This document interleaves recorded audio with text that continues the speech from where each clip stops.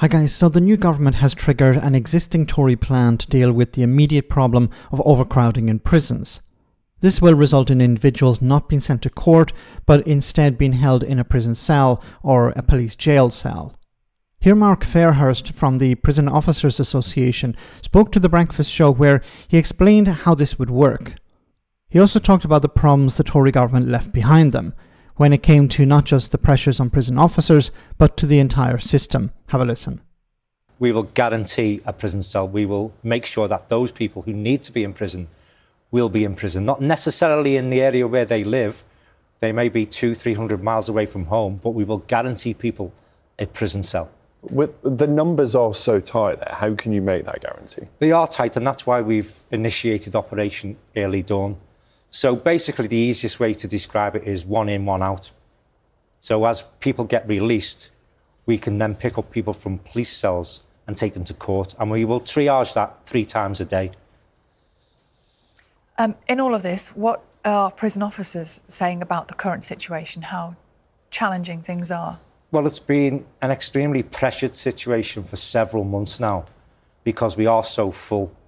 And that's down to the previous government. Let's be honest about this. They closed 20 public sector prisons. They didn't build enough new prisons, didn't create enough prison space.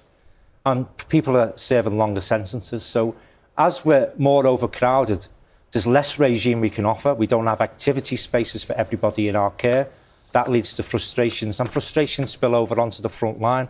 We work in the most hostile and violent workplace of anywhere in the world. It's absolutely horrific.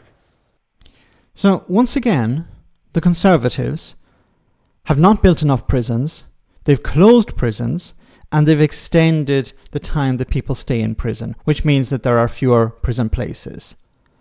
And what are we going to hear going forward? We're going to hear, of course, from the Conservatives and their friends in the media how, oh, look at all these people are being released from prison. You're putting people in prison who shouldn't really be in prison. All they did was tweet something that the government didn't like. And these people are being put in prison while maybe there are much more serious criminals on the streets not being arrested, not being put in prison. This is going to be the narrative going forward. I can guarantee it. You're going to hear it from Conservatives in the House of Commons, and you're going to hear it from their friends in the media. But who is responsible for all of this? The Conservatives. As was pointed out here by the head of the Prison Officers Association. The government didn't build enough prisons.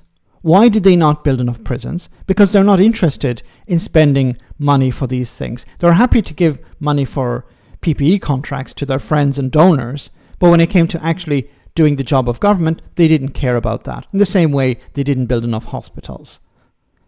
They closed prisons, and then, of course, they extended people's time in prison. So we can lay the blame for pretty much all of this at the door of the Conservatives, the previous Conservative governments, not just the last one, but previous ones as well. They were not interested in running the country correctly. They were not interested in investing public money in infrastructure that's necessary. It's not popular, but a government has to make difficult decisions, unpopular decisions, and the Conservatives were not, not interested in doing that. So now we have these problems. But I can guarantee you, going forward, you're going to hear from the Conservatives, both in the media and in Parliament, about how, well, the government is not arresting enough people, or they're not putting enough people in prison, or they're letting people out early. Let me know in the comment section, guys, what you think. As always, your comments are greatly appreciated. Thanks a lot.